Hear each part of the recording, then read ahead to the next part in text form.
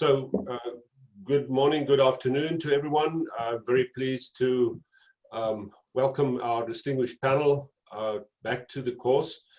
You have met everyone on the panel with the exception of Ambassador Thunborg, and I really would like to introduce her to the group. Annika Thunborg, who is Dr. Annika Thunborg, in addition to her diplomatic title, has served as the Deputy Director General for Department of Non-proliferation, Disarmament and Export Control in the Foreign Ministry of Sweden. But I have known Annika for many years.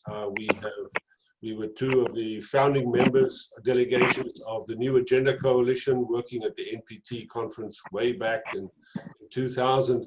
But also, most importantly, Annika and I were colleagues at the CTBTO, where she was the spokesperson as well as the chief of the public information section. So Annika, thank you very much for joining us. I wanted to acknowledge you again as a personal friend. But Sarah, I'm going to leave this to you to run the panel, and I will assist in the questions as we've done before. Super. Thank you so much, Jean, and it's a pleasure to be back with all of you again after just a couple of short minutes of break. I'm really looking forward to hearing the perspectives of our distinguished panel here, and I'm not going to take a lot of time to sort of provide introductory remarks. I'm hoping we can just jump right in. And my proposal is that we go in the order in which the panelists are listed in our program, which would mean that my friend and colleague Bill Potter is first up on our list. So Dr. Potter, if I could turn the floor over to you and ask you for some of your sort of assessments of the challenges and opportunities facing this RevCon. Thanks. Thanks so much, Sarah, and it's nice to see the faces of old friends around the room, and Annika in particular, since we didn't have a chance to say hello previously. It's great to see you. So this is really an opportunity for us to continue the discussion that we began on Monday, and as I was just mentioning to my fellow panelists, Gustavo Zlauvinen is a very astute diplomat who certainly has to be cautious in his assessment given the position that he currently occupies. But I don't have those same constraints. And so I'm going to be a little bit more of a provocateur, which is, those of you who know me, a role that comes very naturally. So I'll try to provide some food for thought, and we can then have a lively exchange. Because of the time constraints and all of the challenges that I see before us, I'm going to communicate in a perhaps more telegraphic fashion than I would normally do if I had more time. But let me begin by simply noting, and again, I apologize since I was at a staff meeting and didn't hear Sarah's remarks if I'm repeating anything that she may have already mentioned. But Bob Einhorn, who was one of the most experienced US diplomats, who attended his first review conference, actually at the first review conference in 1975, observed in a recent article that COVID-19 has given the postponed 10th NPT review conference, originally scheduled for spring 2020, a reprieve. But as he also notes, the big question is, will member states have the necessary will and inclination to exploit the postponement to secure a successful review conference outcome? I would argue that the indications to date are not encouraging. There are a number of factors likely to influence the outcome of the conference scheduled tentatively for January of next year. And I would group these challenges, or the factors that will influence the outcome, into 5 categories.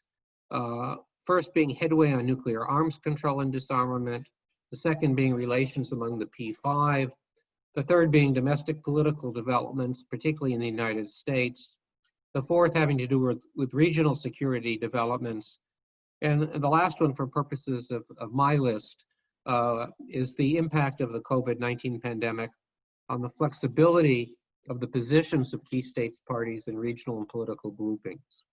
So to start with the first point, I would argue that a crumbling nuclear arms control architecture looms very large over the forthcoming review conference.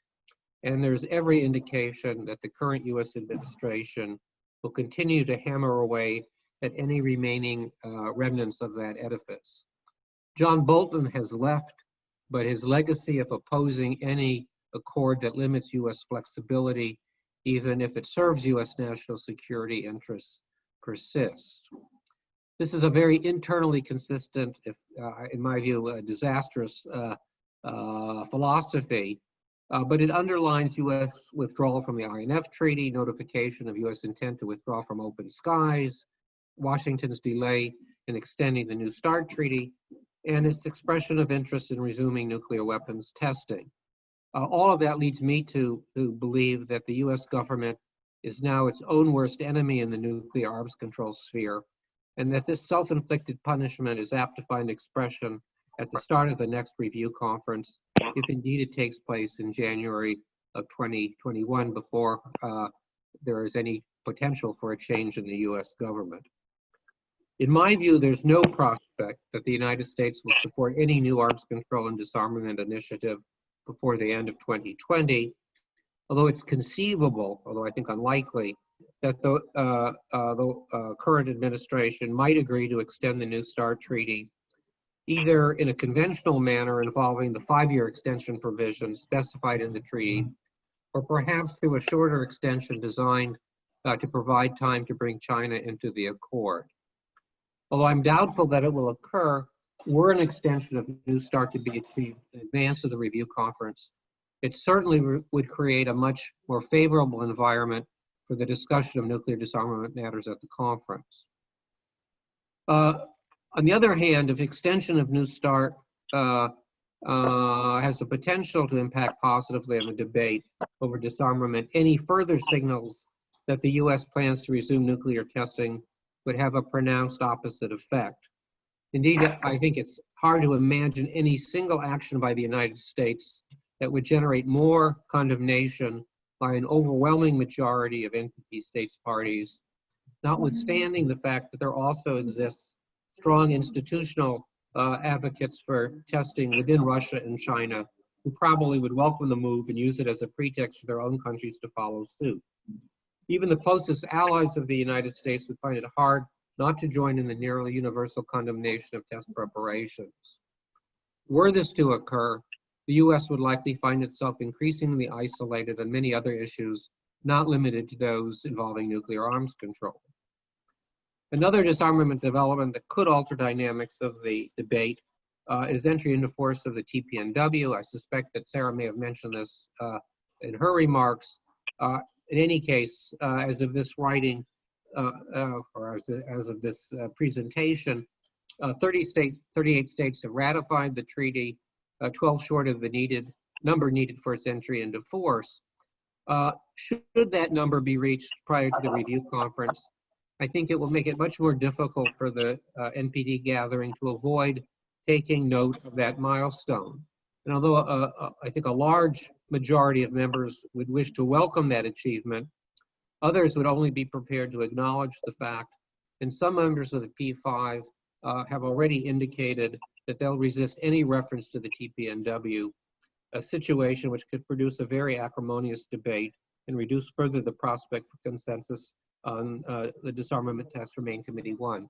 And I would argue this is an area where I think preparations need to be made in advance so that one could avoid the worst possible outcome here of a stalemate in terms of how to proceed with acknowledgement of this treaty if it in fact enters into force.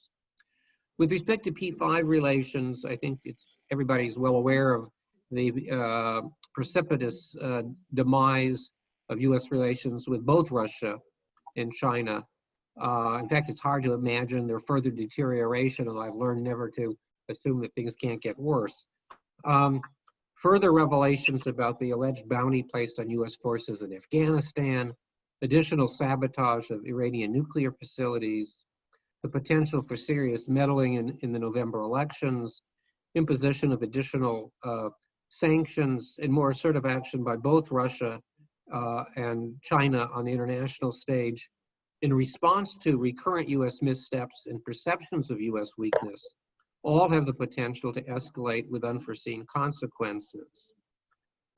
all in any of these events would be bound to spill over into the NPT review process and further poison the already toxic relationships between the US, Russia, and China.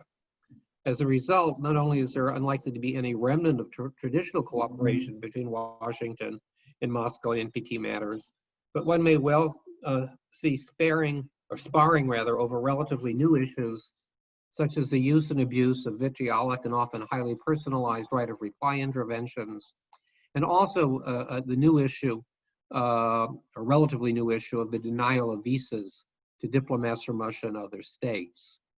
Should these developments transpire, they'll create an atmosphere in which it will be nearly impossible to foster cooperation on most issues, or even constructive discussions on vital topics, such priority matters as the dangers of accidental nuclear war, the urgency of nuclear risk reduction, and the imperative reiteration or reformulation of the Reagan-Gorbachev principle that a nuclear war cannot be won and must never be fought.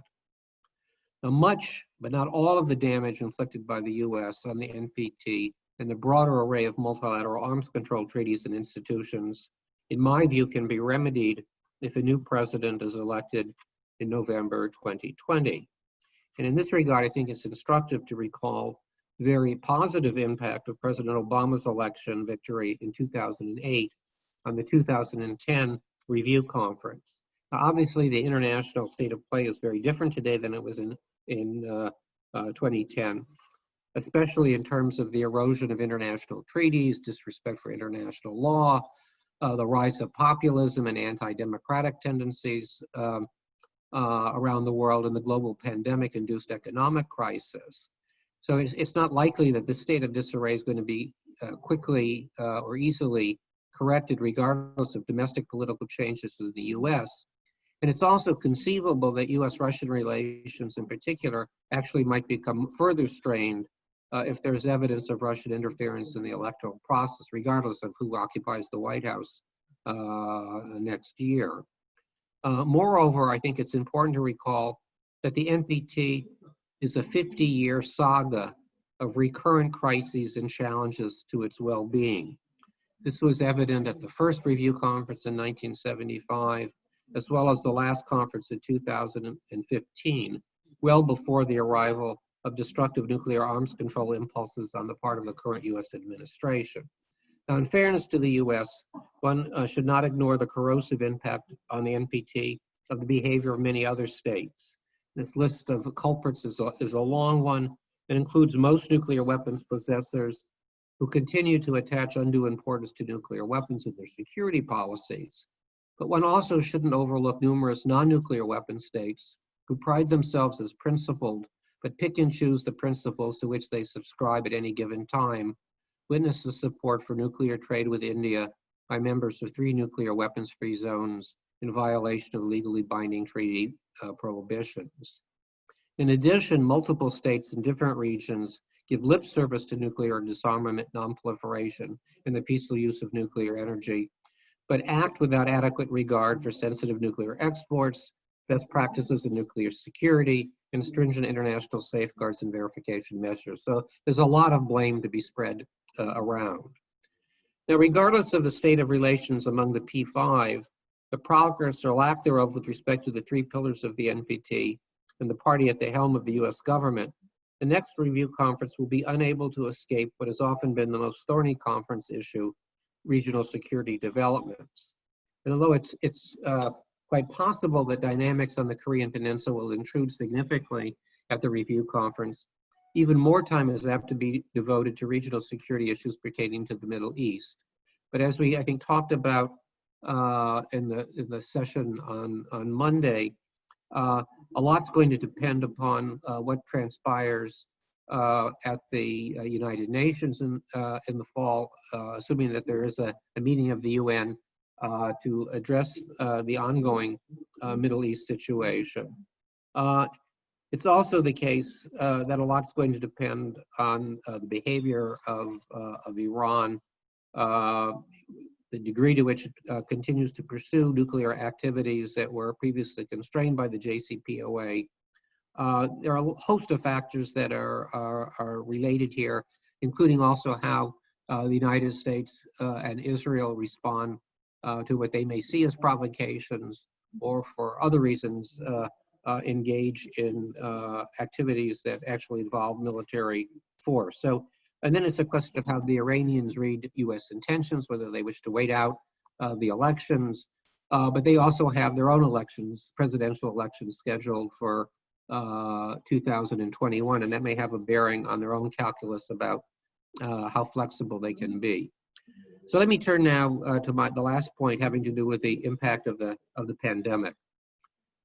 At a time when every nation on this planet is experiencing an extraordinary affliction provoked by a virulent but nearly invisible adversary, I think it's reasonable to expect that states parties at the next RevCon would put aside some of their traditional posturing and invest in joint action to address existential threats involving a convergence, if not perfect congruence, of perceptions and interests. At a minimum, it should be possible to take some concrete measures to mitigate the risks of nuclear use due to accidents and misperceptions, and to agree on a joint declaration that reinforces the 75-year-old taboo against nuclear weapons use. As my colleague Tariq Rauf points out, it's also conceivable that the international community's shared experience with COVID-19 will lead to greater receptivity on the part of NPT members to give greater attention to human and cooperative as opposed to national security. Although the circumstances were very different, the shared perception at the 2000 NPT review conference that the NPT was under severe challenge led key states to adopt more flexible negotiating positions, which enabled the conference to adopt a general consensus final document. Regrettably, in my view, there's little evidence to date to suggest that such flexibility will manifest itself when state parties next assemble for the 10th review conference. So in conclusion, I would note that one of the hallmarks of past NPT RevCons has been U.S. Soviet and U.S. Russian cooperation, a point that I'm sure Sarah must have touched upon in her own lecture. This is cooperation that has persisted since the very first RevCon, because the countries recognize their shared interests in preventing nuclear war and non-proliferation. Today, however, there is no meaningful cooperation. There's no routine high-level consultation. Neither side displays any empathy, trust, or respect at a time when those qualities are most needed. Now, perhaps the NPT will persevere even in the absence of U.S.-Russian cooperation, but I would argue its relevance to contemporary proliferation challenges will be greatly diminished. The credibility of the RevCon to serve as a forum for reviewing the operation of the treaty with a view to assuring that the purposes of the preamble and all provisions are being realized also will be in jeopardy if states ignore what was agreed to at past NPT RevCons under the pretense that conditions have changed and therefore prior commitments are no longer relevant. If NPT members accept that argument, one must ask, what is the utility of negotiating further agreements, including watered-down RevCon outcome documents? UN Secretary General Antonio Guterres observed recently that a wind of madness is sweeping the globe, making everything more unpredictable and uncontrollable. I would argue that he's absolutely correct, and yet most NPT members to continue to act as if business as usual, albeit modified by the need to conduct more deliberations online. If that inclination persists, one should not be surprised if the next review conference, or rather if delegations spend 4 weeks at the next review conference trying to hammer out a lowest common denominator outcome to the effect that the NPT is still very valuable 50 years after it entered into force. If that's the best they can muster, there's a good chance that the pandemic we are experiencing in the biological sphere will only be a prelude to a far more devastating nuclear nightmare. So on that cheery note, I'll conclude and look forward to much more uplifting observations and remarks by the president-designate for the next review conference. Okay, thank you, Bill. You've really thrown down the gauntlet, though, and given us, I think, a lot to think about in a sort of wide toward horizon of some of the issues that are facing the conference. So With that, I will turn it over to Ambassador Zlauvinen. Very nice to see you, sir, and the floor is yours.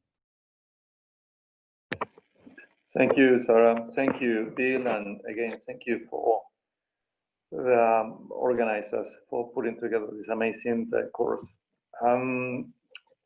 As Bill said, my position as president-designate of the next review conference obviously imposed on me some limitations on what I can express publicly. This doesn't mean that I have my own views and my own preferences from a national point of view, but as a president-designate, I should stay as neutral and balanced as possible. As everybody knows, the pandemic has forced state parties to accept to postpone the review conference. For the time being, the only dates that the UN Secretariat has given us on a tentative manner are the dates on the 4th to the 29th of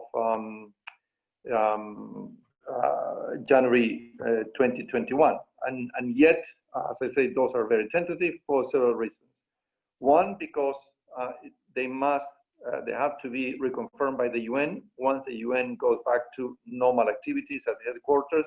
No one knows when that may be. It could be beginning of August, could be in September. Only then the UN Secretary will have a better idea of how many other postponed conferences and meetings are being trying to be rescheduled for January. There are several questions whether those dates will be reconfirmed by the UN, and if they are, whether the UN is going to provide us with enough conference rooms and services to hold the review conference as in the past. You may know or may remember that the review conferences in general have a large room for plenary meetings, plus 2 or 3 parallel rooms for the main committees, and additional meeting rooms for if the review conference so decides to establish subsidiary bodies, also for those ones. And not least, additional meeting rooms for side events or the regional groups consultation. So it's a high demand, and we are not so sure whether even in the best scenario, we will have all the rooms available that we will need for a review conference as have been held in the past. Now, probably delegations will have to accept that this is not, as Bill said, business as usual. We may have to accept some downsizings in terms of the number of conference rooms available to the review conference, but yet we are not yet there. There are some delegations that favor a full-fledged review conference due to the relevance of the issues, and rightly so. And they say that if New York, UN headquarters in New York are unable to provide those conference services and rooms by January or later next year, we should look into other venues like Geneva and Vienna. So therefore, I decided to put a cutoff date to decide on what we're going to do by October next. Hopefully, we'll have a better picture from the UN Secretariat where we stand.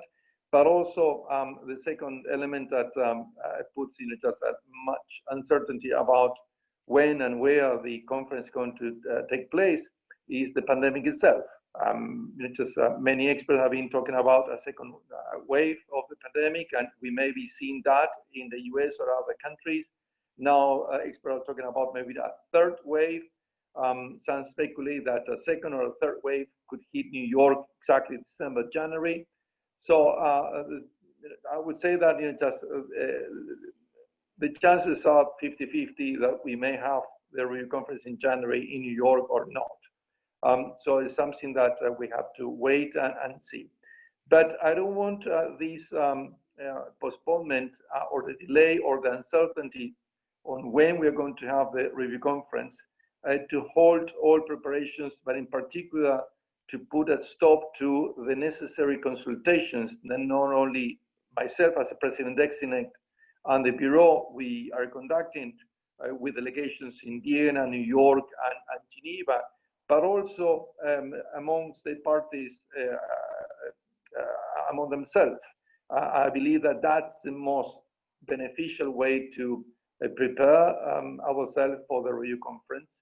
And therefore, I'm encouraging those consultations. There are a number of webinars, in particular, a series of webinars co-organized by UNOTA and different relevant institutions, including CNS. I think in the future will be another one with CIPRI and NTI, and the IAEA has already conducted one on the different key topics that are going to be relevant during the review conference. And obviously, those are webinars in which participation from representatives from governments as well as civil society are more than welcome. They do not and should not replace actual negotiations for the review conference. And so it's a clear distinction between having those consultations, even the ones that I'm conducting as president-designate, and those webinars or other type of engagements from the actual negotiations. And it's a very natural process, and you young diplomats may know, you will learn soon, that you don't disclose your positions fully, in particular when you have tough or very strong positions until the last moment. And my experience, not only with the NPT review conference, but with other relevant international conferences in which I participated throughout my career, is that the key delegations hold to their positions close to their chest up to even the last days of the conference. Normally, the NPT review conference are 4 weeks long, and normally the first 3 weeks we spend most of the time, obviously, on the main committees, on the subsidiary bodies, discussing different issues, but the actual negotiations only start on the 4th week, or maybe the last 3 days of the 4th week.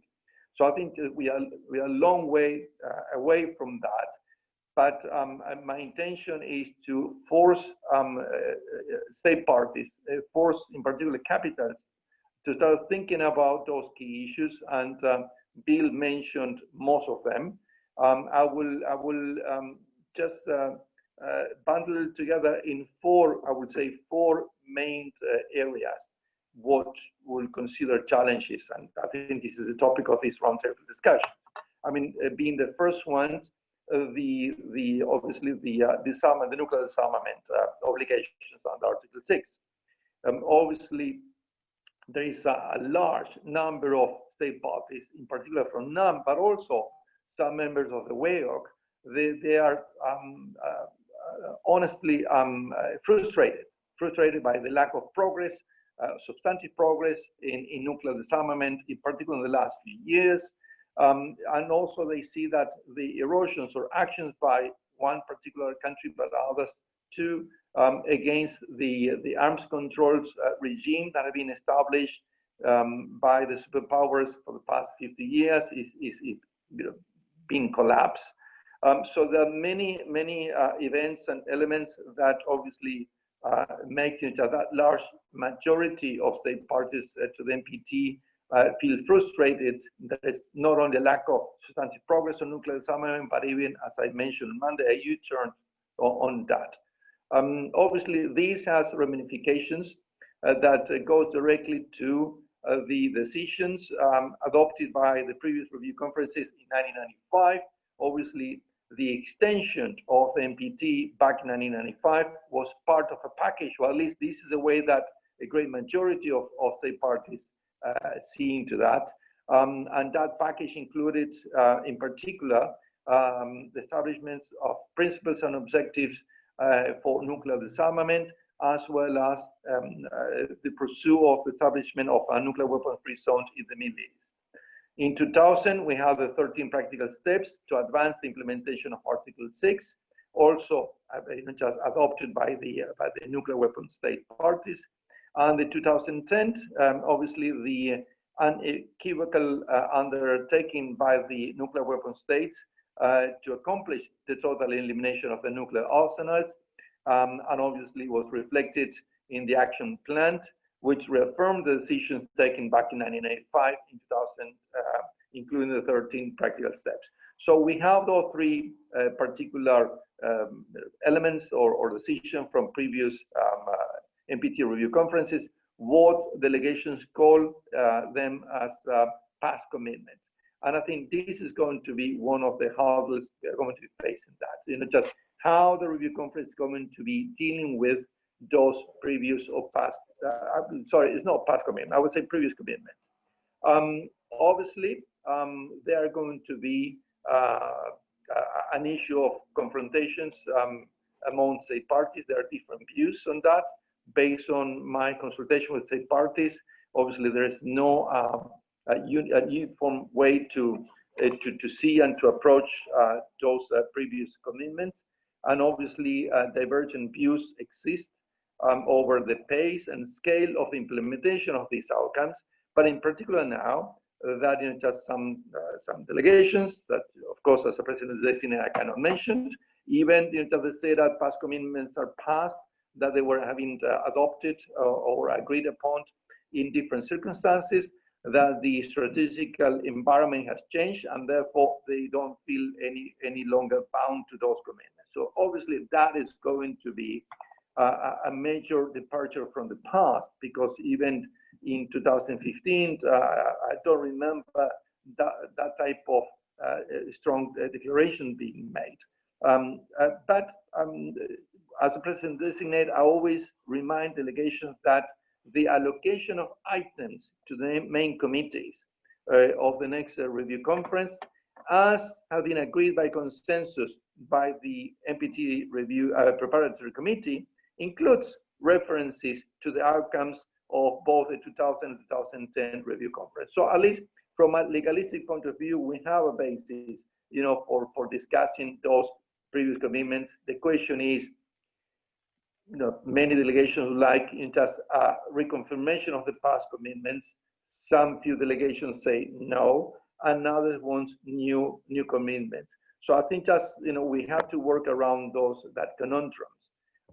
Always I said, more an intimate in a way, is that be careful with just asking for recommitment of commitments that delegation have agreed upon in the past. It's always to say that someone has given you a check and you still have to cash that check, but you have doubts whether the debtor is going to be able to pay that check. You have two options. Either you wait and you say the check is still valid and you owe me that money, or you go to the debtor and you ask for a new check, or to sign again that check, and then you run the risk is that the debtor say that, no, I'm not going to give you another check, I'm not going to resign that check. Then you implicitly are accepting that the check you have is not anymore valid. So it's a tricky approach over there. So I'm very careful as a president designate. For me, commitments are commitments. Don't need to revalidate it. My view is that let's work and move forward, saying that what new commitments, what new practical steps on nuclear disarmament the next review conference could agree upon. And that's, for me, is more important than losing times and wasting time in the debate about should we reconfirm or not past commitment. I think just let's move on. Obviously, there will have to be an assessment that obviously those commitments from past review conferences had not been fully implemented. Some elements yes, some others not, most of them not. So okay, have to be one way or another reflected by the review conference. And then the question is how we move forward. So in particular regarding nuclear disarmament, I would say that in my view, there are three different goals, and sometimes people get confused, and including delegations. But in my view, you have the strategical goal, which in my humble perspective is obviously reaching the total elimination of nuclear weapons. That's a strategical goal. Obviously, you're not going to reach that strategical goal in the coming review conference, and unfortunately, probably not even the next one. Yes, so it's something that it takes a long time, but we have to keep pushing for that. I mean, getting rid of slavery, it wasn't done in 50 years. It took like 200, 300 years to get rid of slavery, and so we have to work on with that strategical mind. But of course, the strategic goal should also be to maintain the viability, the credibility, but in particular, the integrity of the NPT. I mean, the NPT is the only, as I said on Monday, is the only treaty we have on nuclear issues, nuclear disarmament, non-proliferation, and peaceful uses, that you have nuclear weapon states and non-nuclear weapon states so far, yes. So therefore, I think that it will be in the loss for everyone if the review conference were to diminish that credibility and integrity. Now, but then we have a tactical goal. I think that's what we should aim at the next review conference. You know, is so what kind of practical measures, practical steps can we agree upon during the review conference to keep pushing forward the nuclear disarmament? It could be something minimal. You know, for many countries, it's not going to be enough. For others, in particular nuclear weapon states, it may be too much. And that's the fine tuning that we have to do it. But I believe that this review conference agreed at least on few additional practical steps, you know, on how to keep pushing for that strategic goal of the total elimination of nuclear weapons. That could be also a way out. But there is a third goal, and that is complicated. It's going to complicate things, which are the goals but by the separate state parties. Yeah, that not necessarily some state parties' national interests will align with either the strategic goal or even the tactical goal. And those ones, we know them, or some of them we don't know so much, but it's going to be the decisive factor on how we manage that. So much about just the first challenge. I will move very quickly to the second one, that in my view is going to be obviously the nuclear weapon-free zones in the Middle East. Obviously, it was a resolution adopted in 1995, and since then having an issue of controversy with some progress in the past, lack of progress later on. But obviously, it's something very, very close to the hearts of the Arab countries, in particular those in the Middle East. Egypt normally having a leader, and is going to continue being having a leading role on these issues. But you know, this key matter is going to be one of the challenging aspects of the review conference, and how we handle that is going to be crucial for the overall outcome. I already mentioned on Monday the three different views. You know, Egypt and other moderates believe that the UN conference, or the conference convened by the UN in 2019, and hopefully will continue now, it provides for positive elements, so they can say that there have been some progress since the 1995 resolutions, and therefore I think that will be happy with that mentioned. The US and others, they don't even want to mention that conference sponsored by the UN, because they didn't participate and Israel didn't participate. But yet there is another grouping, including from a country from the Middle East, that say that while recognizing the relevance of that UN sponsored conference, they say it has nothing to do with the NPT. So, you know, so the question, how we find a balance between those three groupings, but obviously we have to tackle that issue. The third big challenge we are going to be facing is the issue related to proliferation, and Bill already mentioned. I don't believe that the North Koreans' nuclear program is going to be a hot debated one, because we have already had those discussions, and it's already been dealt by the UN Security Council with sanctions.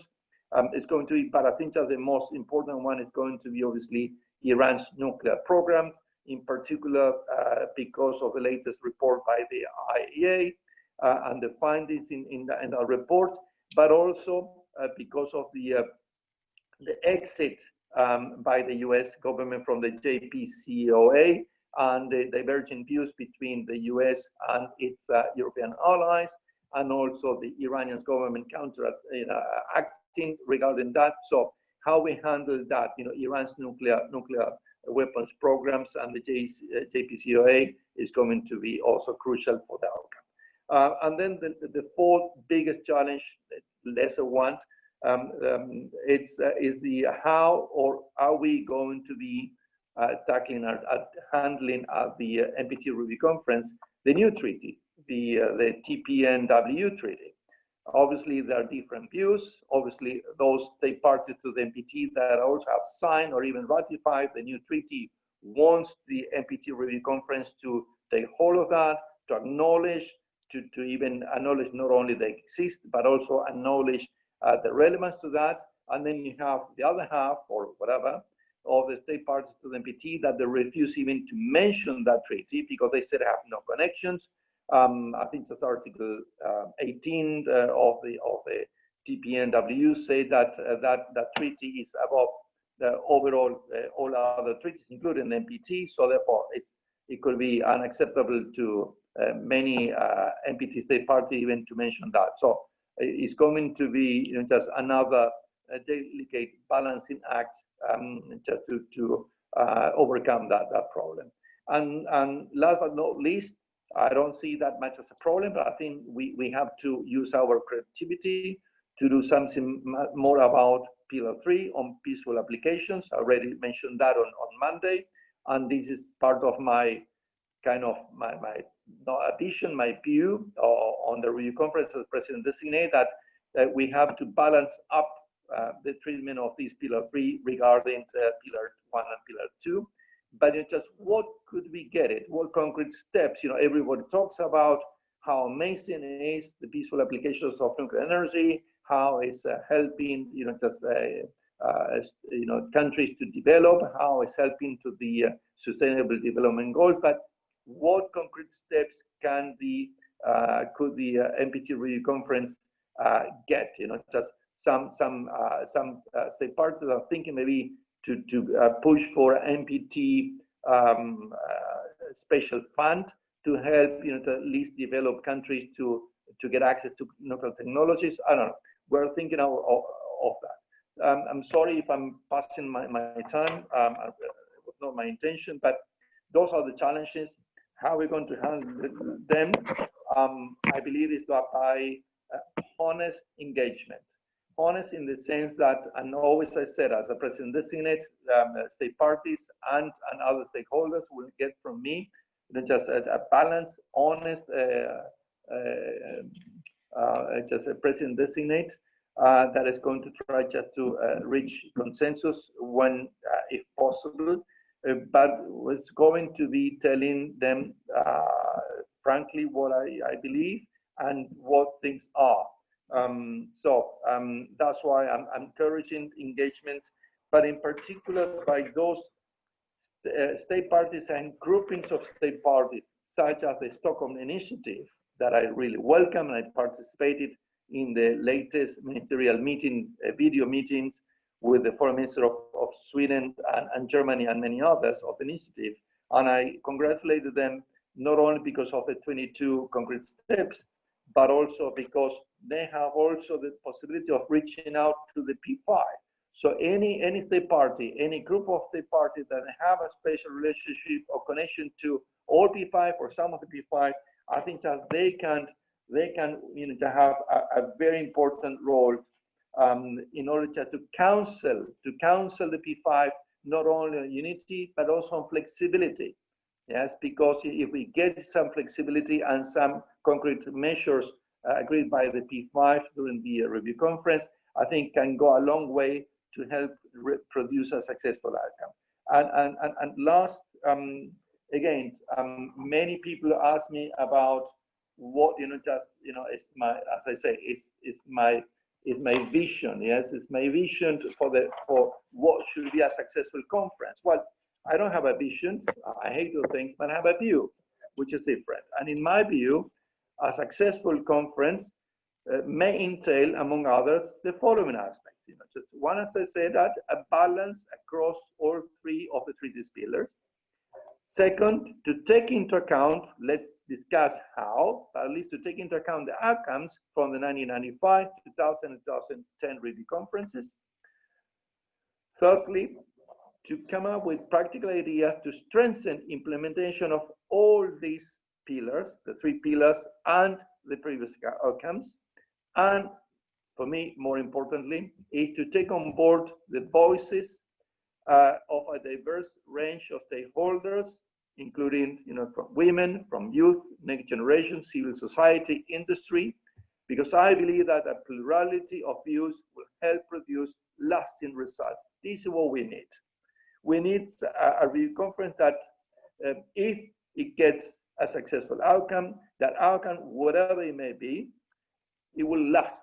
As Bill said on Monday, what's the point of having a consensus agreed document if the following day one or two or several delegations will express publicly that they don't feel bound by part of that outcomes or the whole outcome? So what's the point? So realistically, if we want to make progress on all the three, or these, the three pillars, we have to get as a community, as an international community of state parties to the NPT, something that is meaningful, but that everybody is ready to implement. If not, it could be successful. We could have a lovely outcome, what I call in diplomatic terms, a lovely Christmas tree, in which every delegation will add, one little piece. Everybody will be more or less happy because their own national interests are included, but in the overall, it's a Christmas tree that no one is going to be buying or helping or using later on. With that, I finish, and I really apologize to the organizer and the moderator for having taken longer than I expected. I'm really sorry. Thank you. Thank you so much, Ambassador. And, thank you very much for your detailed remarks. I think it's always worth taking some additional time to talk about particularly issues of diversity and inclusion, which I know have been a major part of the work that you've been doing as President Designate. So with that, I am going to turn it over to Ambassador Annika Thunborg. Ambassador Thunborg, please, the floor is yours. Thank you so much, Sarah. And first, I'd like to extend my thanks to Bill and Paola and Jean for the invitation. And it's great to see you here, although virtually.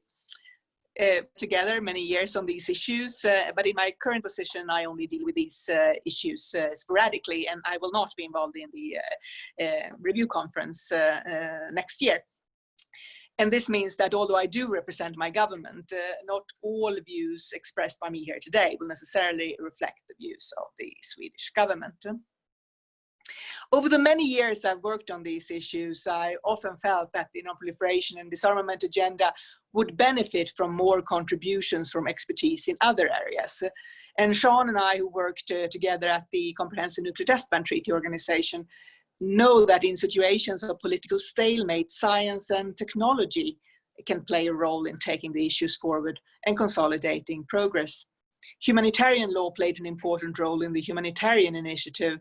History and security policy is important for understanding where countries come from and why they have certain positions. Other multilateral issues can help connect the dots and provide us with the diplomatic tools needed in negotiations. I took note of what Ambassador Zlauvinen said on Monday, that there is no blueprint for what a successful outcome document of an NPT review conference should look like. And I would agree with this. In the failed review conferences of 2005 and 2015, we aimed for a short document with a number of action points or concrete measures that could have been possible to agree on if there had been sufficient political will to do so. A couple of adopted separate decisions was also an option we discussed. And as Dr. Potter mentioned earlier today, a political declaration is another way of thinking about these things. My country has always, almost always, I should say, been a leading member of the NPT. And the Swedish disarmament ambassador and government minister Alva Myrdal shared the Nobel Peace Prize with the Mexican disarmament guru Alfonso Garcia Robles in 1982 for their work on nuclear disarmament, including the development of Article 6 of the NPT. And Sweden has never held the position that a repetition of earlier made commitments is needed in an outcome document. It is sufficient to reconfirm earlier made commitments in one way or another, of course, the important agreements of in particular 95 and 2000, and also 2010 cannot be overruled if not explicitly said so. And it's not so that one new outcome document actually replaces the previous one. Issues can be replaced if you have, for example, as you mentioned, on the peaceful nuclear explosions. That is something different.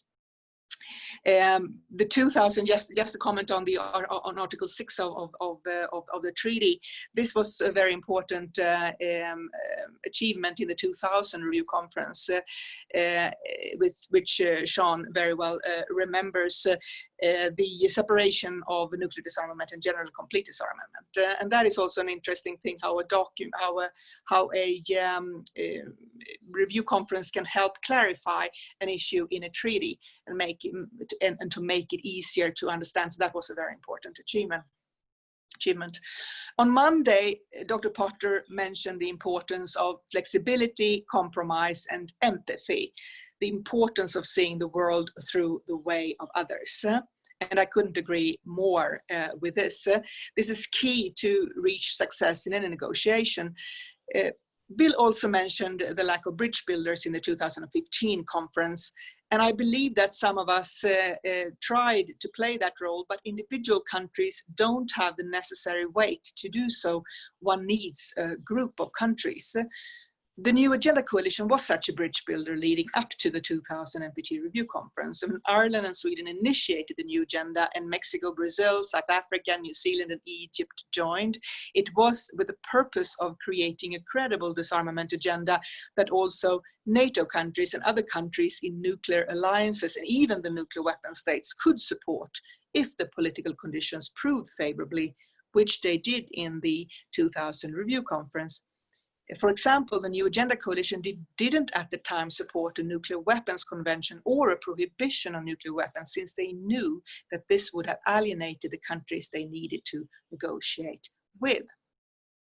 Similar objectives did the Six Nation Peace Initiative have when it was created in the 1980s to help break the deadlock in nuclear arms control between the United States and the Soviet Union through high-level consultations.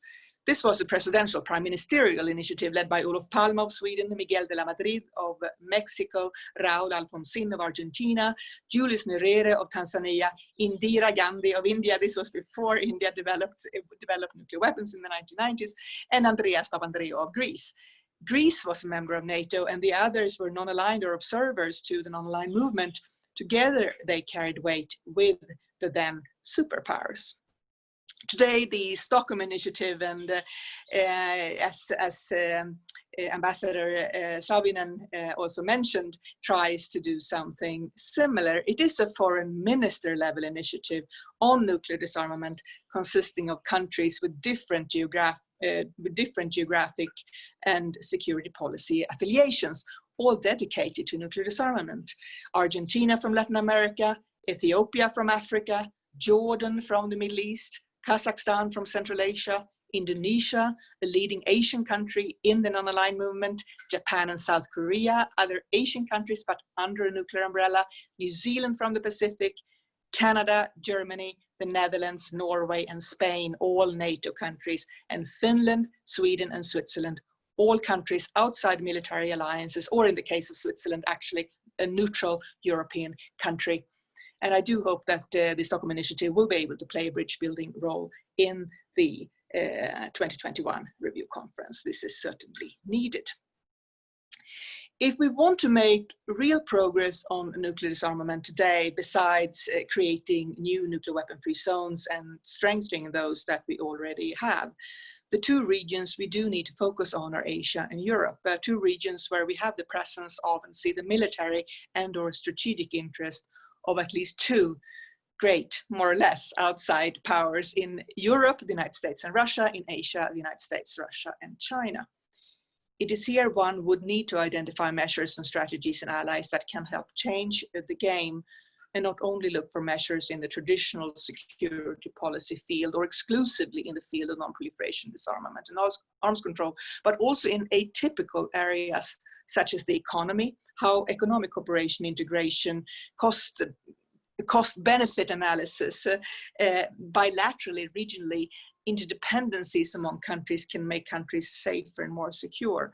And here we might have an opportunity in the wake of the pandemic and the economic crisis, in the development of new crisis management measures and trade that most likely will entail more regional measures, a greater need for regional cooperation and regional interdependencies.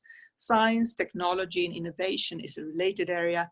Cooperation in the area of climate change and the environment, the need to build back better and greener after the pandemic, socioeconomic welfare, social inclusion, cultural and academic exchange, the role of civil society in each society. In short, thinking outside the box. And let's not disregard the importance of safety and security in a time where it, because of unusual tensions, unusually severe tensions and lack of dialogue between the United States, Russia, and China, is particularly difficult to make further progress on nuclear disarmament. We rather need to safeguard what we have, and even that will be difficult.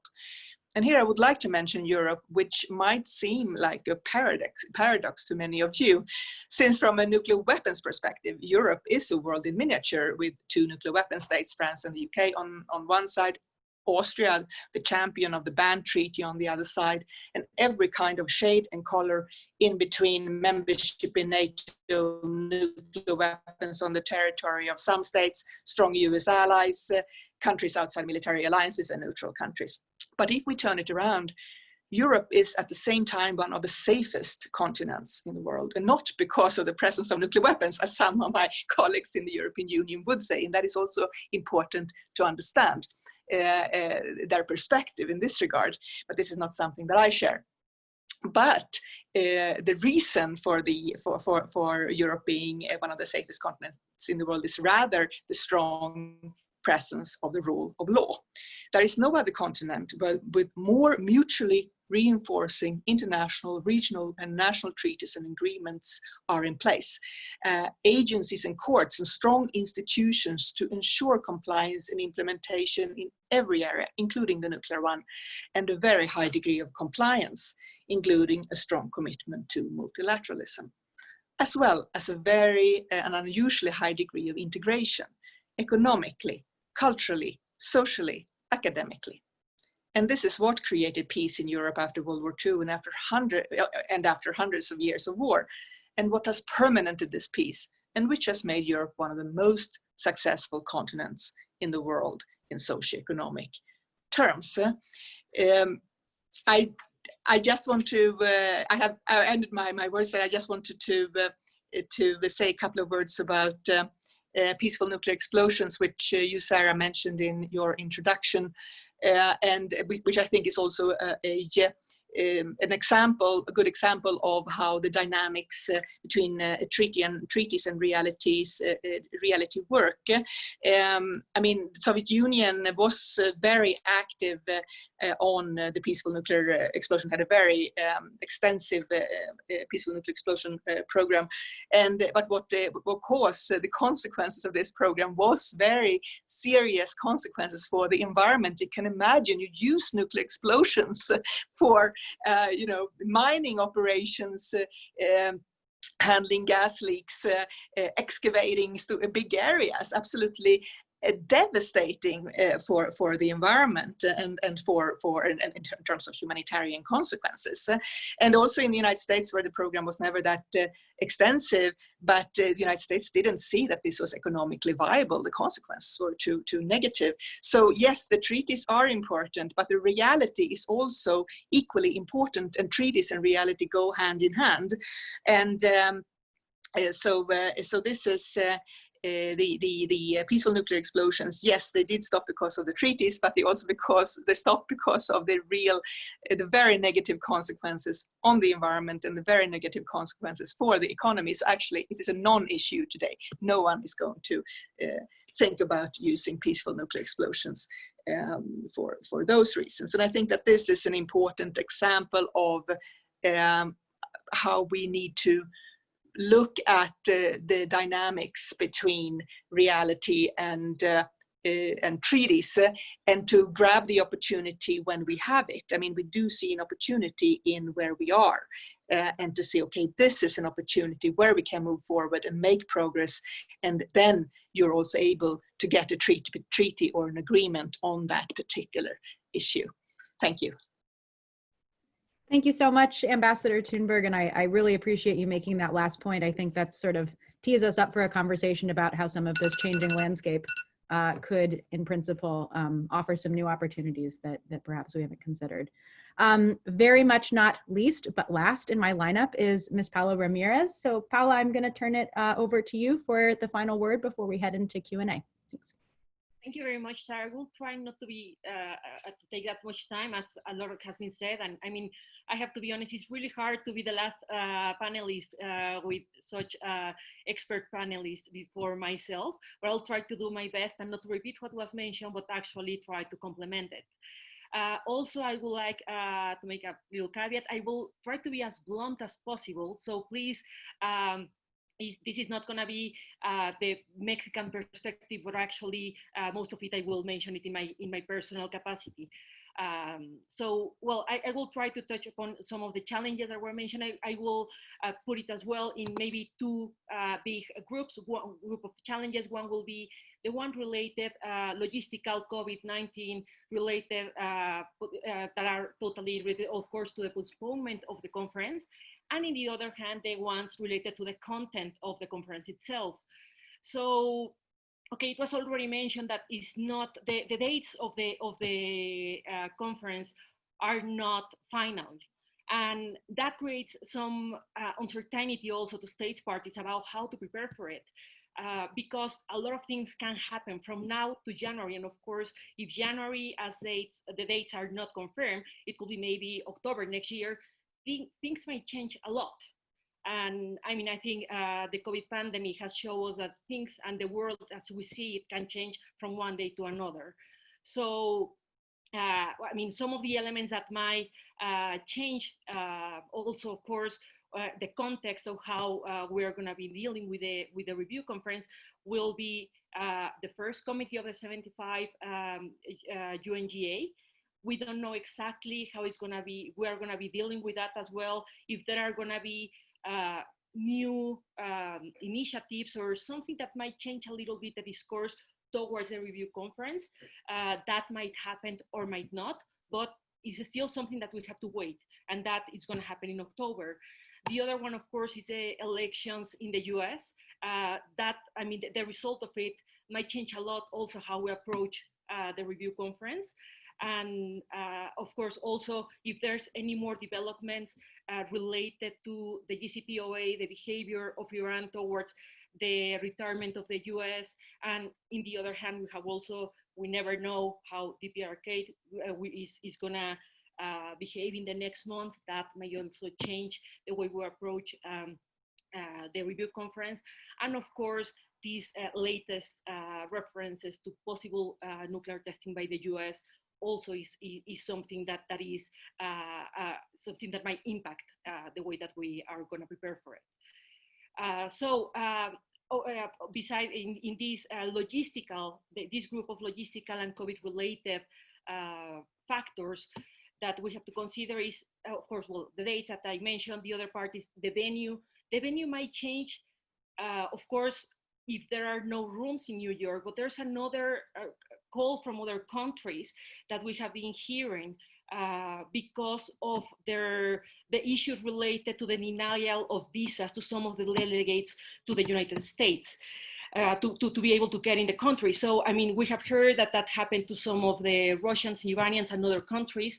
And this issue has permeated some of other forums. Actually, we have not been able to have meetings last year for the in New York for some of the disarmament forums, 2 of them. So I mean, we have to be also aware that beside the really, I mean, there are many factors that can affect how we are going to approach and how the conference is going to develop itself. So, I mean, these things about, let's say, the visas might take us also, the rooms at the visa might take us to consider Geneva and Vienna as possible venues, But we have also to be careful in considering those venues because some countries and regions, I mean, regions like the Caribbean and South Pacific are not represented in such venues. So, I mean, that's another aspect that we have to consider, beside, of course, the COVID-related possible obstacles to be able to move from one country to another. So, I mean, that those are a big set of obstacles that are not directly related to the content of the discussions of the NPT, but that might affect them or have a huge impact on them, or even it might even obstacle the possibility of having the meeting next year. Hopefully we will be able to do so, but we have to be aware of those risks.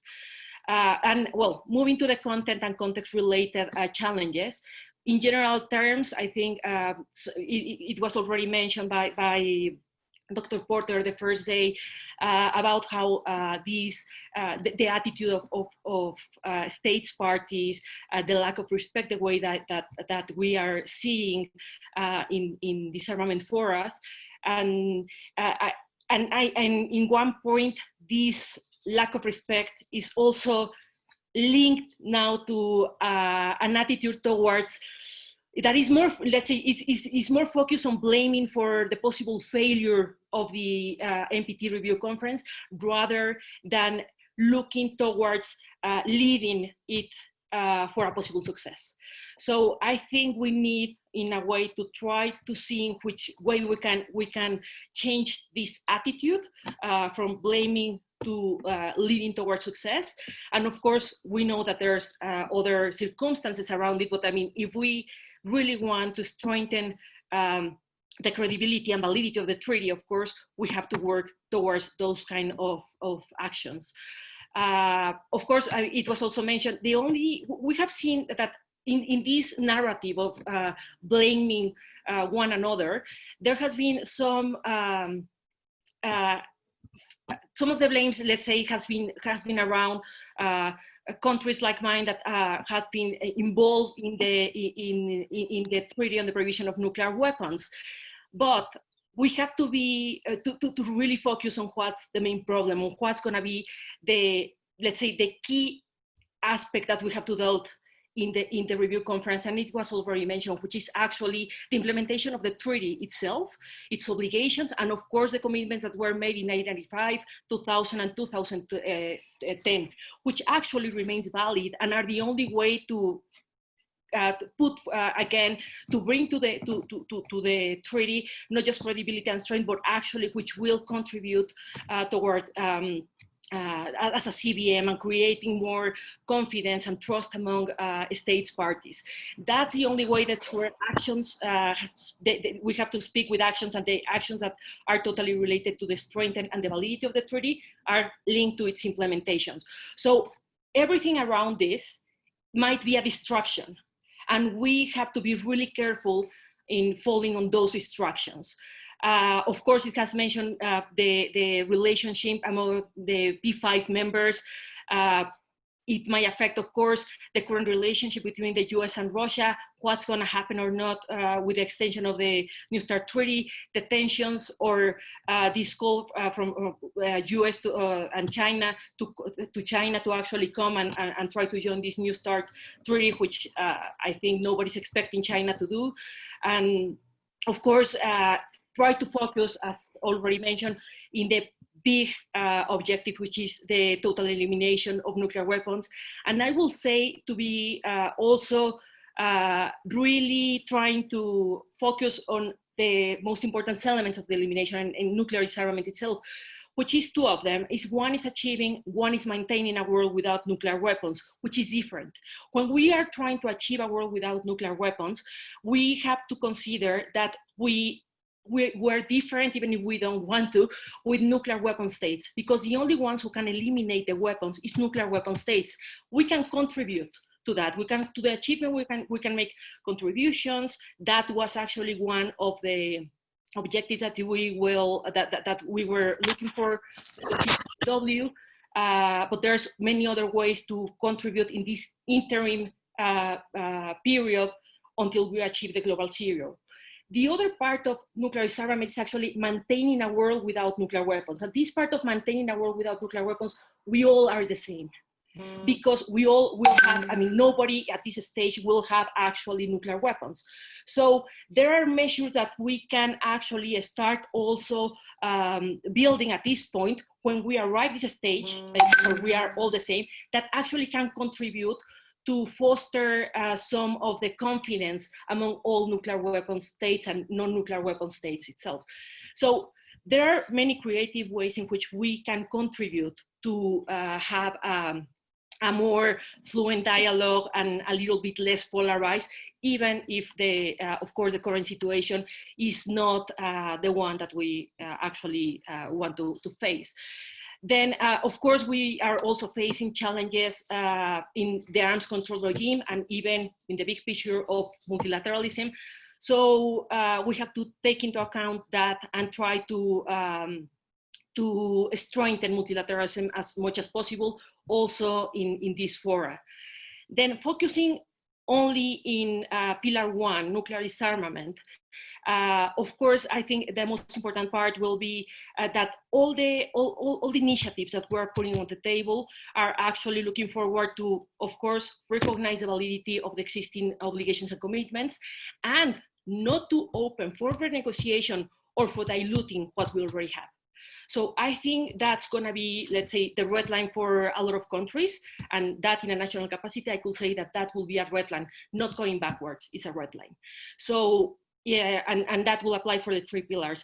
We rather do not have an agreement that have a bad agreement, but we are actually going to work hard for having one. That's actually, let's say, the general position in which we are gonna approach the conference. Pillar 1 for us is also a must, that we have a recognition that the humanitarian impact of nuclear weapon is what underpins all efforts over nuclear disarmament, not a rollover or renegotiation of commitments, what I mentioned.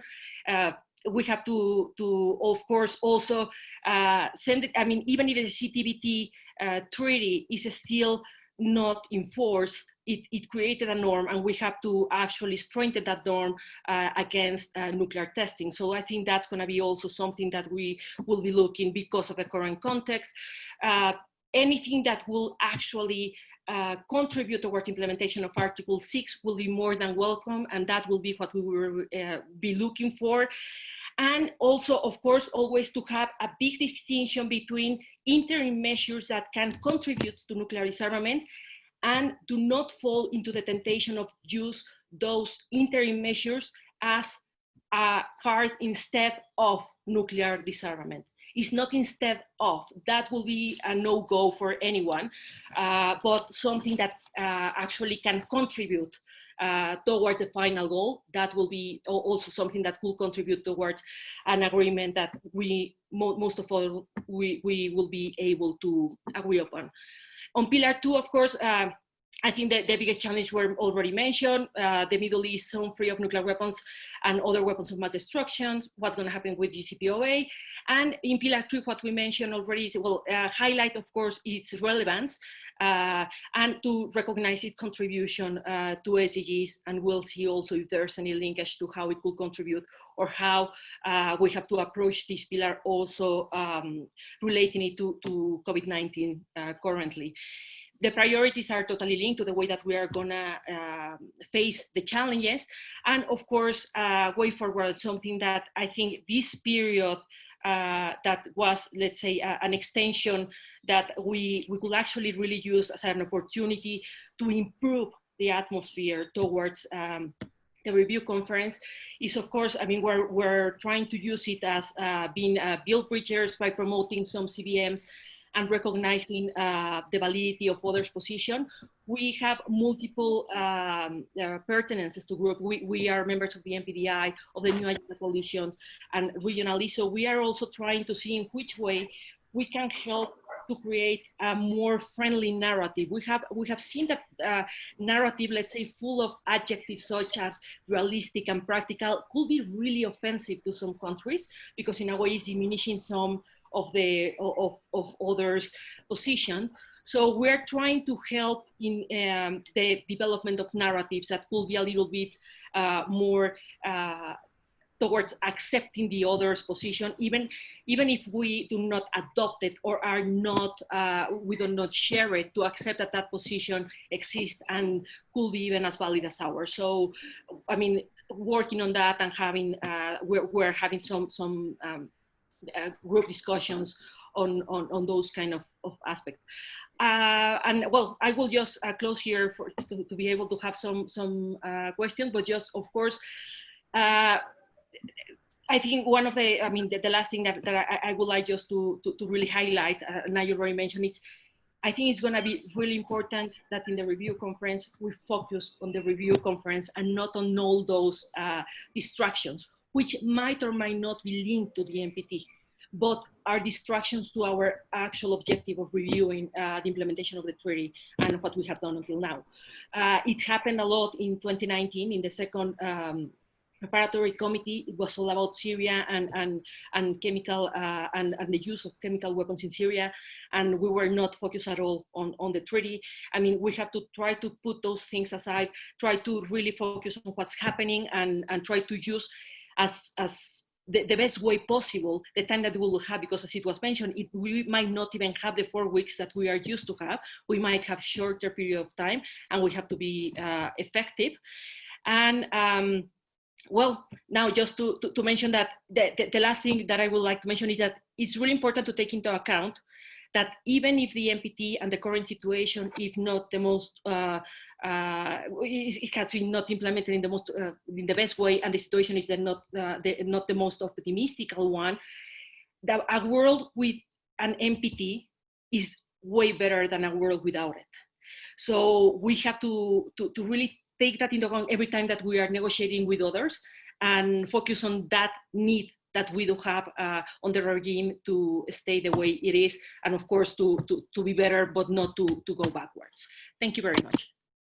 Thank you so much, Paola, and thank you for your concluding remarks. I think that really tees us up for a rich Q&A. So I know that Jean wants to make an announcement before we sort of turn it over and open the floor up. So Jean, I'll pass the word to you now.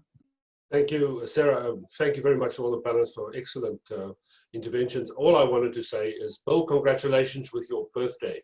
Had we been in Mexico City, I'm sure we would have celebrated tonight at your favorite restaurant there, but I wanted to congratulate you on behalf of all the participants. Back to you, Sarah. That was well worth making an announcement about. Thank you for that, Jean. Okay, so we're going to move into Q&A, and I think I know that Bill needs to leave in just a couple of minutes, so I think what we're going to do is take sort of an initial round of questions, ask all the questions at one time in that first round, then I'll kick it off to Bill to sort of begin the responses if he'd like to, and then we'll move on down the line. So Jean, if I could ask for your help, the first question we're going to have is from Carmen, please. Hello, everyone. Thank you very much for all your presentations. I had a question addressed to Ms. Bidgood, but I think I would also like to address it to Ambassador Thunborg. Derived from your presentations, it seems to me that the NPT is a very state-centered treaty. So I was wondering if you think that the current NPT normative framework, that means the treaty plus the decisions adopted by state parties, is adequate to address the challenges posed by non-state actors, or in the alternative, if amendments should be made to the treaty itself. Thank you. Thank you, Carmen. I think I'll kick that to the panelists, but I'm also happy to weigh in separately if you'd like. Our next question's from Pablo Inikin, and I'm not sure that he's online, so I'm going to read his. He's asking, what do we think that the role of China will be in the next NPT review conference? And some of you touched on that already, but if you have any further comments, I'm sure that would be welcome. And then let me see here. The next in my first group is going to come from Abel. So Abel, if you'd like to ask your question, that'd be great.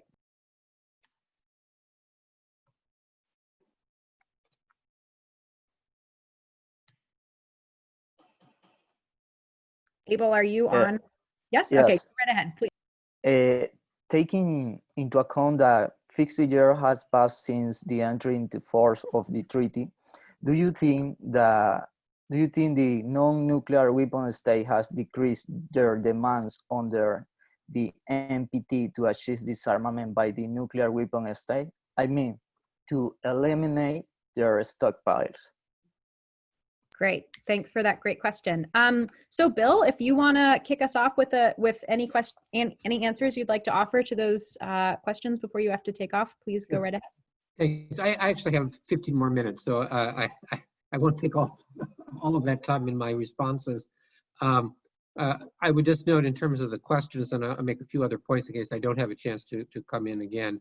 I mean, while it may sound reasonable to seek an amendment to address things that have not been provided for in the original NPT, including the lack of focus on non-state actors, I think it is conventional wisdom, which in this instance is correct, that it's simply impractical, if not impossible, to amend the treaty because of the procedures that are required. So I think amendment is not an option.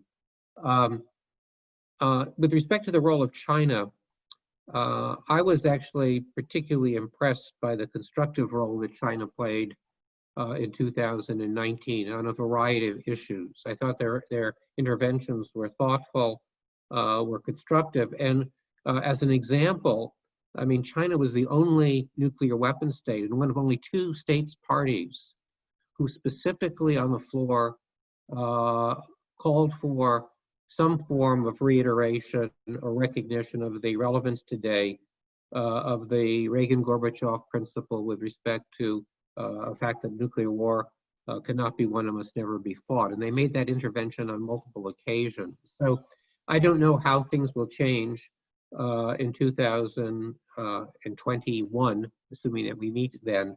But notwithstanding the acrimonious relationship with the US at the moment, I've been encouraged by recent behavior by China in its formal, at least, interventions in the review process. Let me say just a few more words and I'll yield the floor here. First of all, I really appreciate the thoughtfulness of all of the panelists. I know this is designed to kind of convey information and share views with the younger diplomats, but I learned a great deal, and I really appreciate the comments of my fellow panelists. I think it is worthwhile to perhaps talk a little bit, or perhaps maybe encourage the President-designate to say a few words more, if he would like to, about alternative forms of outcomes and the likely views of states parties on the relationship of a consensus document relating to the review as opposed to forward-looking new commitments, because for some states those 2 items are intimately linked, although there have been efforts to delink them in recent review conferences. And this is more by way of unsolicited advice, but I think it would be very useful at a conference which is bound to be contentious and very difficult, and may well not lead to a consensus final document, to try to do at least 1 or 2 things that are new, novel, that are important. And I remember this in part because of a conversation I had with a very distinguished Swedish ambassador before the 2005 review conference, who was chairing Main Committee 3. And she came in really determined to at least generate something that was important that might play out outside of the review conference when it concluded, even if there was no consensus final document. And that particular issue happened to be focused on the importance of minimizing the use of highly enriched uranium, which then took on a life of its own at the IAEA and internationally. And so I think it's something perhaps that Gustavo would like to contemplate if he is not already. And the one topic that comes to mind immediately, and again, I'm looking at Annika because I remember the role that she played in 2002, which was the first time when there was commentary in the chair's factual summary about disarmament and non-proliferation education. And clearly this is a major issue for Mexico as well. I thought one of the most consequential items that was considered at the 2019 PrepCom was a very meaty statement that Japan made with a very substantial number of co-sponsors, including a nuclear weapon state. And while there's always been kind of references to the importance of disarmament and non-proliferation education since 2002, more often than not, it's kind of minimalist in its approach. And I thought the language of 2019 was much more substantive.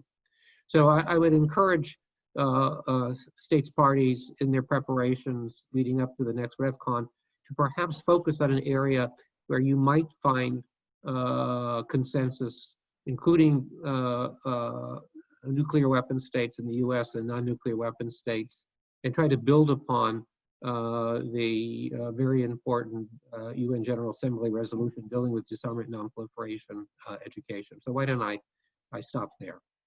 Great, thank you so much, Bill. Ambassador Zlauvinen, would you like to respond to any of the questions that were posed? Sure, thank you. A couple of those ones. Regarding the non-state parties, it is a very relevant question. Of course, it's something that is worrisome. There's always the possibility of non-state parties acquiring some of the technologies. I don't think, like Bill mentioned Monday, that so far non-state parties may be able to produce or acquire a full-fledged nuclear weapons device, but yes, it can probably develop what is called a dirty nuclear bomb, yes, or radioactive bomb, actually, dispersal radiation device. I believe it is going to be very difficult to amend, to change the party only for that particular issue. It will be opening the Pandora box, pushing for a revision of the treaty. But we have a backdoor solution to that, and it's the UN Security Council Resolution 1540, which is about preventing the access of materials and technologies for developing or using the weapon of mass destruction, including nuclear weapons, by non-state parties. So I think just it's under the obligations of all state parties to do their best and their own controls and territories to prevent non-state parties to acquire any materials or equipment, technologies for the production of those weapons, including nuclear weapons. So technically, you have already an obligation, and it's a mandatory, it's under Chapter 7 of the UN Charter. So I think this is taken care of by that resolution and other actions by the Security Council. Regarding the how to improve more and better participation by other stakeholders at the review conference is exactly my motto, in the sense that we cannot force governments to include in their delegations more representative from, as I say, more gender representations, representative from the civil society, youth, industry. But I think that the more we speak about that, the more we hear from those different stakeholders, I think just the better chance we'll have that at least some of the delegations to the review conference will include more representative from those stakeholders, and I welcome that. But I think that it's up to those stakeholders also to speak up, to raise their voices, be a bit more lauded, just in what they believe and the things, and to put pressure on their governments to allow for that participation. I'm not going to make any comments on China's positions. I've been having conversations with China. It is a very active participant to the NPT review conference. I think just I will leave it up to them. And to Bill's questions on whether I see alternative forms for an outcome document, again, as I say, there's no template for what an outcome document should be, or even if should be an outcome document at all. So I'm not going to be just getting involved into that. I want to remind everyone that the NPT itself does not require for its review conferences to adopt any document. If you go back to the original text, it doesn't say that. The only thing that the NPT requires from its state parties is that they shall meet, yes, on a regular basis. Later on in 1995, they agreed to meet every 5 years, yes. And that's it, and to review the implementation of the treaty. So, in my humble opinion, if 91 state parties, I don't remember exactly, sorry, I should know by heart the number of state parties to the NPT right now, sorry. But if all state parties meet whenever and wherever they meet, yes, and for 4 weeks, they discuss about how good or bad or imperfect implementation of the treaty is being carried on. And if they discuss, even if they don't agree on what other measures should be implemented by them, in the near future, for me, in itself, we are already fulfilling the obligations under the NPT. Of course, many delegations, many from civil society, Bill included, Bob Einhorn and many others, they would love to have, an outcome, a consensus outcome document that it will address all the key elements of the NPT. Fine. I mean, just if we manage to do that, I will be the happier because I will be the president of a very successful review conference. But it just, not speaking as a president designate. If you go back to the letter of the NPT itself, it doesn't require to have any document at all.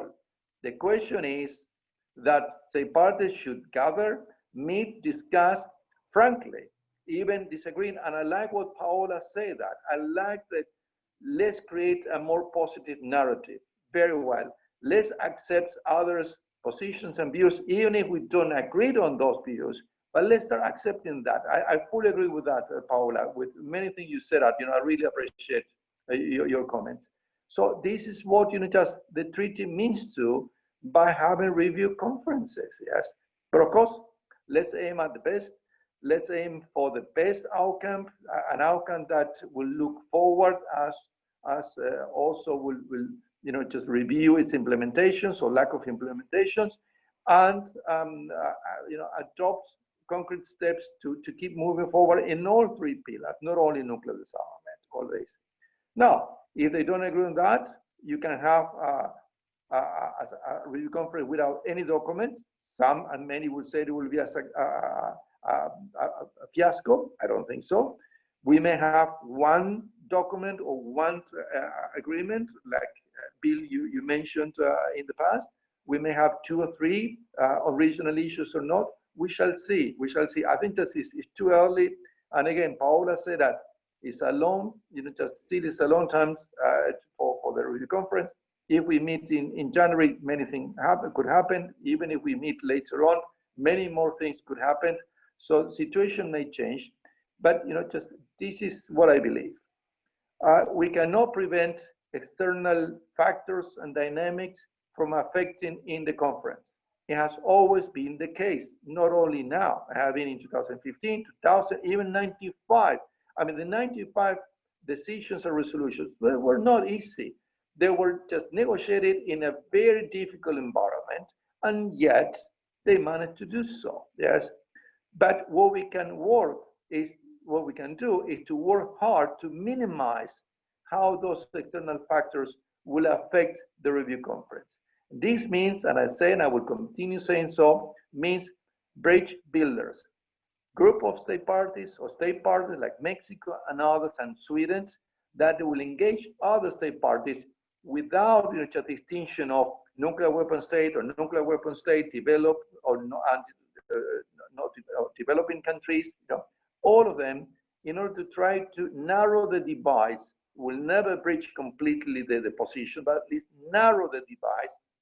And what we need here is enlarge the commonalities. They are commonalities. Even hard to believe, just because, just what we said, the negative narrative over here are really bad, and they are in public, opinions and minds. But they are in my consultations when I start talking to individual delegations, relevant delegations. I can see that there are commonalities. Let's work on that. Thank you. Thank you so much, Ambassador. Ambassador Thunborg, please, if you'd like to weigh in on any of the questions. Yes, thank you very much. Yes, on the role of China, well, China, we have to, I think here again, we have to look at what we have to broaden our perspective away also from the nuclear non-proliferation and disarmament regime, because of course what we do see and have seen over many years now is a China that is increasing its importance in general in the international community and in multilateral areas. So a little bit because China is a little bit similar to the situation we had with the Soviet Union during the Cold War. We have to apply criminology to understand what sinology in this case, then to understand what are China's objective in general as a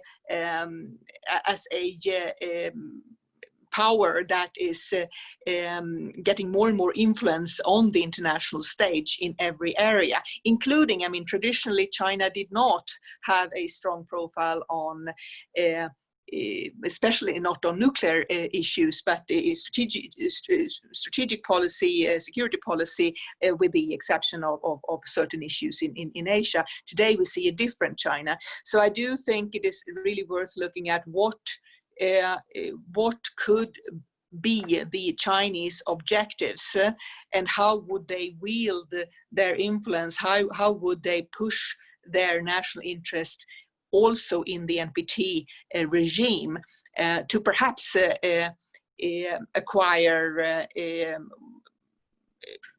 other national interests in other areas. But here, so this is, I believe, a very important area to look at also for those that are involved in the NPT regime and the negotiations there. A comment on if the NPT has had an effect on eliminating nuclear stockpiles. I believe in particular on the smaller nuclear weapon states, the United Kingdom and France. Of course, the NPT does set a framework for everyone and a very strong norm, and that is another what my colleagues have said as well, the importance, the relevance of the NPT is of course that the nuclear weapon states actually do feel very comfortable with the regime. That is also its challenge. That is the challenges we do have with the regime, but it is also an advantage that they do feel that this is very relevant for them. Whereas with the United States and Russia or the Soviet Union in the past, probably the bilateral arms control agreements were more important in terms of reducing the nuclear stockpile, but with the smaller nuclear weapon states, and in particular, I believe the United Kingdom and France, yes, it did have an important influence. And we also, if we look at the treaty agreements, the treaties that came later, I mean CTBT, and then of course the agreement to negotiate an FMCT, agreements made within the NPT framework, both the United Kingdom and France have been a driving force to make sure that these well, we can say this with France, they tested for a long time, but when they decided not to test anymore and to join the CTBT, they took all the possible decisions, all the decisions that they needed to take. They have closed all their nuclear test sites. They have basically committed themselves irreversibly to this nuclear disarmament measure, and it's similar on fissile material, for example. So, and this again comes back to my initial point on the importance of rule of law and fulfilling treaty obligations. I do believe that that countries like France and the UK, we can say that we often have problems with France has a very ideological view on what nuclear disarmament is, but when they do commit themselves on something, they are extremely treaty obligation bound, and this is where the importance of rule of law comes in. Thank you. Thank you, Ambassador. And Paola, if you'd like to respond to any of the comments. And I am going to try, this is very ambitious, but I'd like to try to get another rapid round of questions in. So if I can entreat everybody to be economical with your words, that would be great. Thanks. I think everything was already mentioned. So, I mean, I think it's better to move forward. Thank you. Okay, thank you so much. All right, Jean, with your permission, I'm gonna ask the next six folks to weigh in here. And the first one will be Asha, please.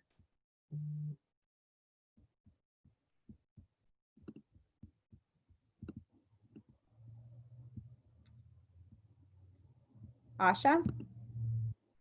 I think you're on mute, but please feel free to weigh in. Sarah, perhaps you read a question. I cannot unmute her. Yes, I would be happy to do that.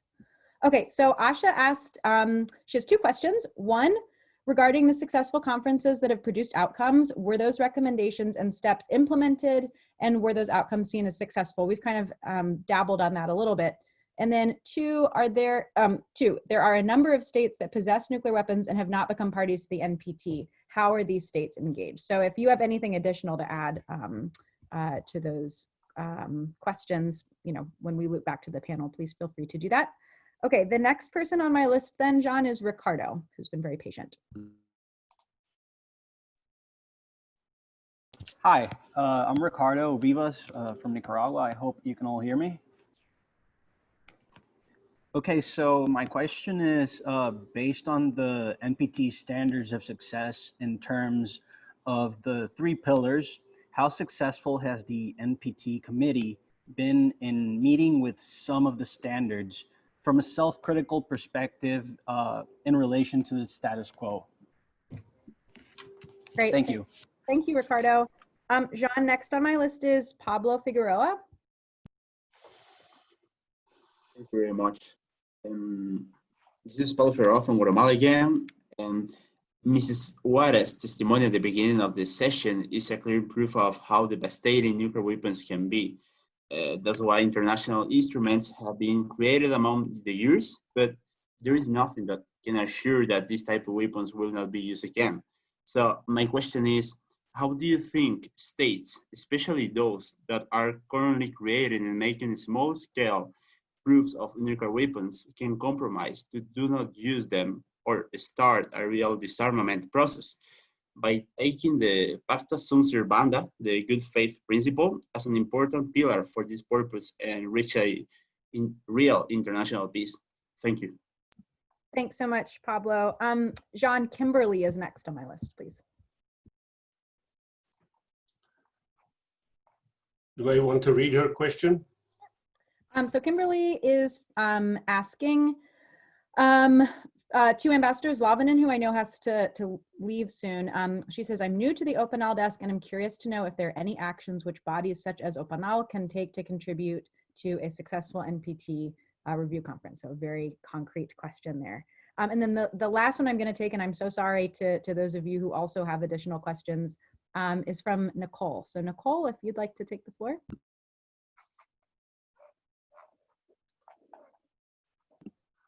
And if not, I'm happy to read it, John. Yeah, please do. Also to Ambassador Zlauvinen, how do Latin America and the Caribbean diplomats and representatives work in the NPT review conference process? Do they work as a group with a single coordinated position, such as a nuclear weapon-free zone, or does each country tend to have its own position? All right, so I think Bill has had to leave already. So Ambassador Zlauvinen, if I can have your rapid fire responses to any of those questions that you'd like to tackle, please go right ahead. Thank you. Yes, I will refer to the last 2 questions, which are more related to my region, obviously, to our region.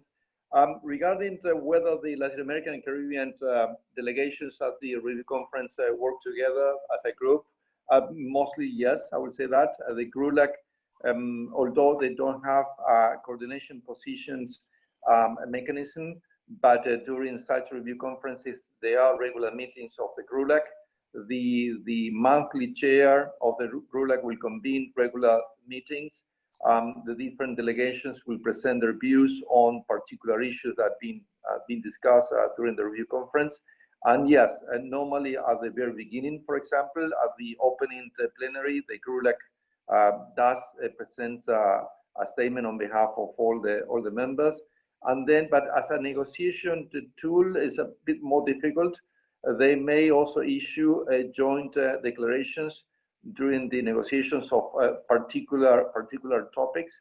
But then remember that the GRULAC is also part of the bigger groups. I mean, under the NPT regional groups is the NAM, the Non-Aligned Movement, and all countries of the region, of the Latin American and Caribbean regions are also part of the NAM or observers to the NAM.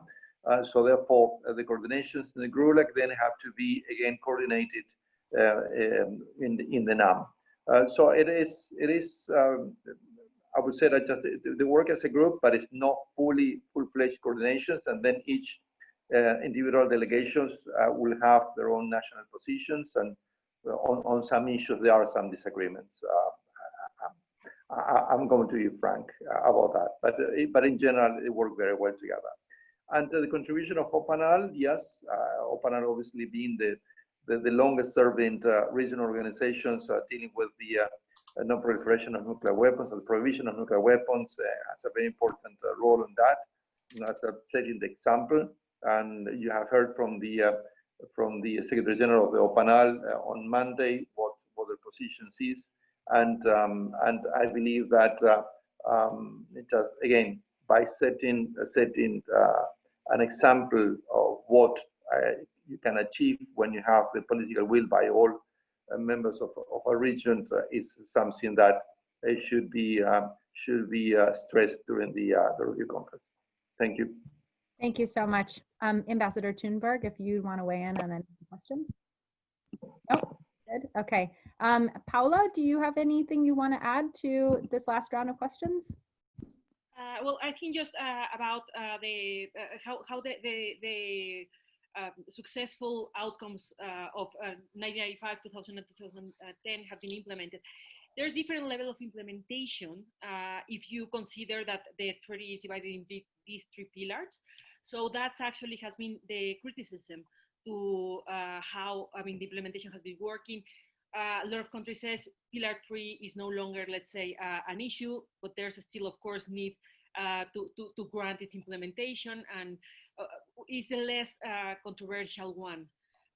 Pillar 2, because of the situation with the Middle East, that part in particular is the most controversial one in Pillar 2, but the rest, in a way, also has been implemented. And Pillar 1 is the one that we will say we are way delaying the implementation, and that's why the controversy towards Pillar 1 it might be the highest one among the three of them. So just to mention it briefly, thank you.